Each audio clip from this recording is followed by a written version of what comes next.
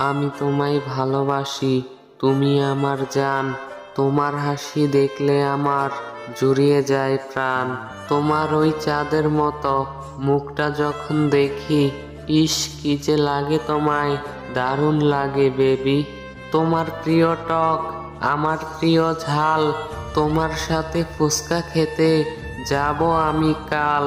শীতকালে সোয়েটার পরে যখন তুমি হাঁটো, দেখে মনে হয় বেবি তুমি হয়ে গেছো খাটো।